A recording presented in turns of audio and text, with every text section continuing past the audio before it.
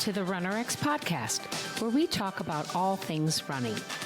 As many runners know, it's 90% mental. So join Coach Valerie and Coach Caroline as we go through the mental side of running. Welcome back to the RunRX podcast. I'm your host, Coach Caroline, and I'm here with Coach Valerie. Coach, I believe we're recording this just before the start of the Olympics, and they're happening in Paris, which is pretty exciting. And there's a lot going on in the running world, is there not? Absolutely. My goodness. The Americans have a really strong chance to win, like the faster sprints, like the men 100 and 200. There's going to be a lot of good competition. And for us, like watching, like you and I were saying, if Bolt was still running right now, like we got spoiled, right? We had the same person winning for so long. And now we're seeing other people come up. So it is a lot of fun. And the one thing that is interesting, when I first got into running years and years ago, we all kind of saw track and field or sprinting as a completely different sport. Like marathoners, endurance athletes, like they don't train like the sprinters. And it was kind of like, well, I'm a runner and they're sprinters. Like a differential, right?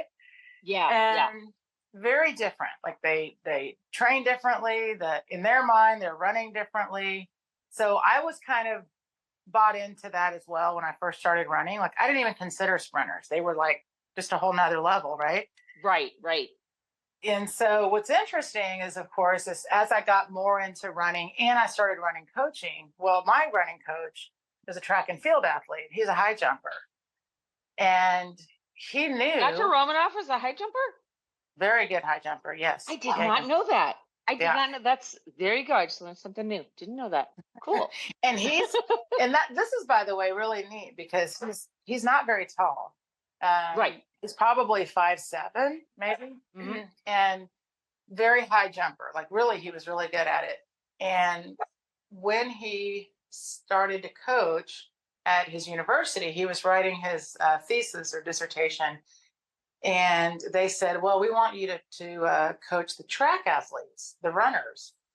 And he was like, runners? I run 3 steps, I'm a high jumper. Yeah. So he said, let me have the manual. And I said, there's no manual. Yeah. You just run. In their mind, high jump is a skill. The throwing is a skill. The jumping is the skill. The running is what? Running, right? I mean, this is how everyone thinks. So there's no manual. They said, so he said, what do I do if I want someone to run faster? And I said, blow your whistle and yell at them. That's great. So, and just to keep in mind, we're talking in the 1970s, but there's a reality that the running is the least trained part of running.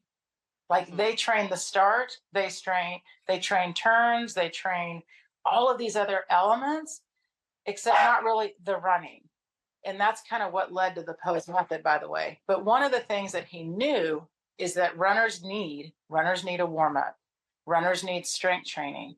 Runners need mobility. Runners need recovery. Runners need elasticity. Every runner needs that, not just a sprinter, not just a high jumper, not just a marathoner, by the way, or a 100-meter runner. Every runner needs this. So that was my first introduction when I met him of all of the things that we actually need to be able to be a complete runner. So we always laugh that with RunRX, we train our runners like sprinters because we do warm-ups, we do skill work, we do strength training, we do recovery training. And it's all specific for your run.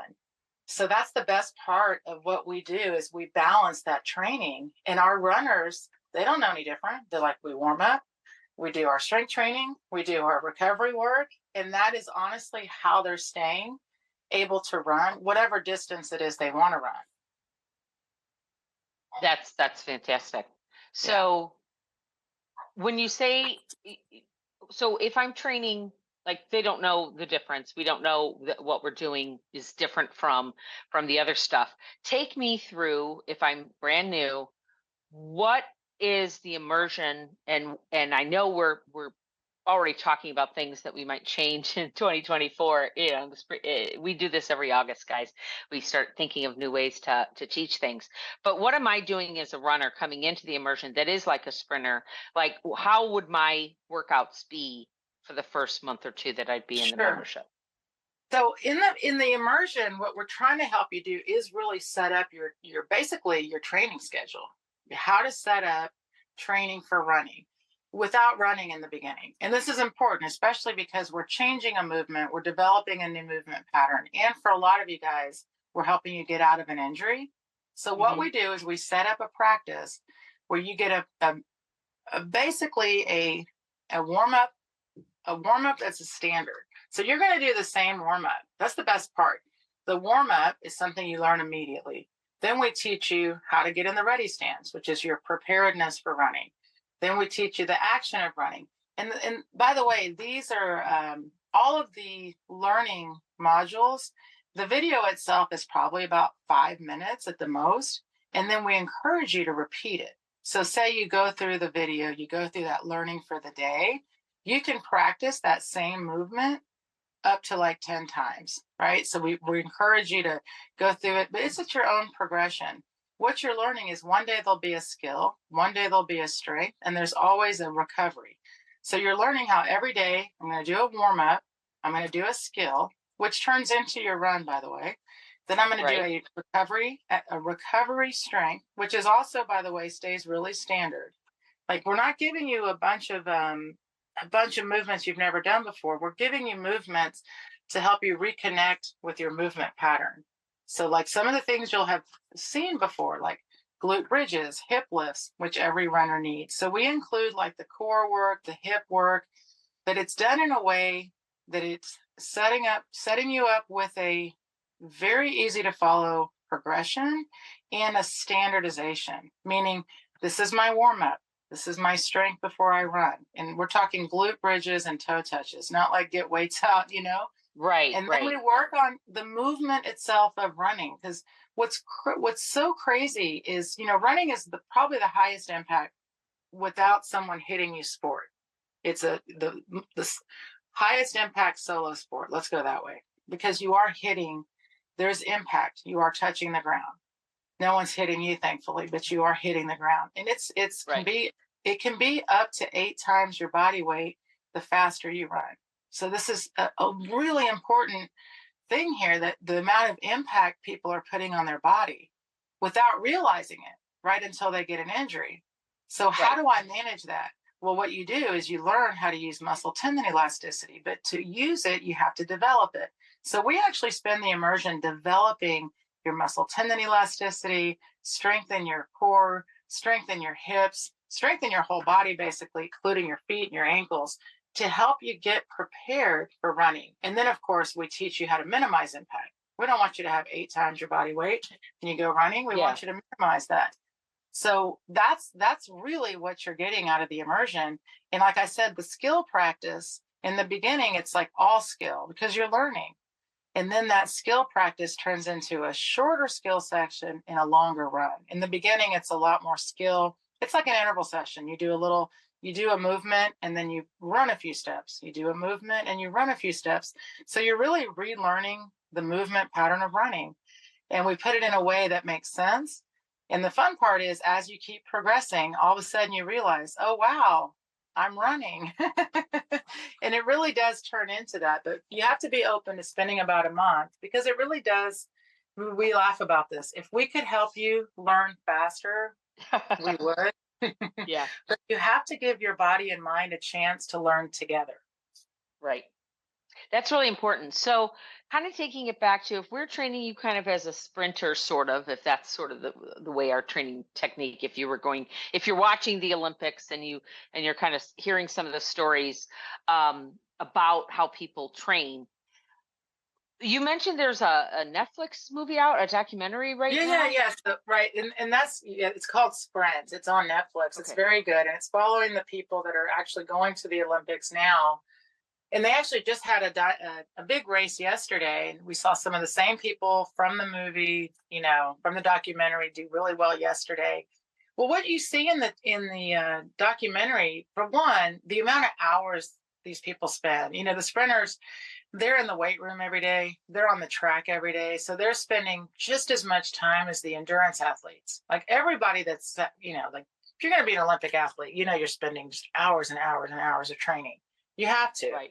It's not all just running. So the challenge is how they balance it. You know, they're on the track, they're doing their, you know, they do their running on the track. They do mainly intervals. They go to the weight room, and then they've got hours of recovery and massage and, you know, all the stuff, the foam rolling, you know, the same stuff we need to do. Right. Except theirs is like, you know, exponential. Like, because they're spending 6 to 8 hours a day training. Hopefully we're not. Yeah. But yeah. we've got to do the same thing. Like that's what I tell people. You have got to find time in your day to do a warm up and to do some self-care and to do some foam rolling and to do some stretching and all that kind of stuff. So what's nice is we give it to you so you don't have to go find it yourself. Because a lot of runners think I need to stretch for an hour. No, you don't. You just need to do some range of motion work and some mobility work. So what's nice is you watch how they're doing some of the stuff that, and you, by the way, all of our RunRX runners, when they watch, I'm sure when they watch the show Sprint, they'll be like, oh, we do that too. Yeah. Like, why would you not do drills? You're about to run. So drills make sense. By the way, anyone that trains for triathlon that cycles or swims, it's all drills. It's all interval training. You know, most of the triathlon swimmers don't go and swim 2.4 miles every swim workout, you know, at once. Yet they get to the triathlon and they do just fine. So it's opening your mind also that it's not about just running miles and miles and miles. It's getting your body prepared to run the miles. And then what happens is when they start to run longer distance, they feel better about it because they're like, oh, I am running and I'm not as fatigued. Oh, I'm not getting my injury back, right? But everybody comes in thinking that the stretch, the strength, the mobility, that all of that is actually taking away from their running because we're so conditioned to volume. Like that everything outside of running isn't that important. It's just how many miles I got. So we work on shifting that mindset. That's fantastic. So guys, if you have just come across this podcast, maybe you have a friend that said, hey, we really want you to listen to this podcast, or you're starting to run, or whatever the case may be, go to our website. It's RunRX, RunRX.fit. Okay. And if you click on the work with RunRX, you'll be taken to basically all the ways you can work with us, from a free workbook to help you get started, to videos that accompany the workbook, all the way to our membership. And we have had a couple people want to pay a premium price to just get a gait analysis. But I'll tell you, come into the membership for 2 months and you pay for the gait analysis, and you can have like 3 or 4 gait analysis as well as the weekly check-in. So go ahead and go to runrx.fit and see about maybe giving us a try. Maybe start with the bundle, maybe come in on the membership. The membership is cancel anytime. And you come in and you give it a try, and most people stay for a few months. They kind of get themselves going, and then they leave. Sometimes they leave and come back. Sometimes they just go ahead and sign up for a full year because they have a goal to maybe run a marathon or do increase their 5K time. Or they just know that, hey, I've got to come back from this injury or this surgery, and I'm going to need some time with my coach. And so signing up for annual right up on the top saves you a couple of months worth of the membership. So go to run.fit and hit the Work with RunRX button. Thanks, guys. Thank you for joining us on the RunRX podcast. If you'd like to know more, join us at www.runrx.fit. And if you have additional questions that you'd like answered on the podcast, email us at support@runrx.fit.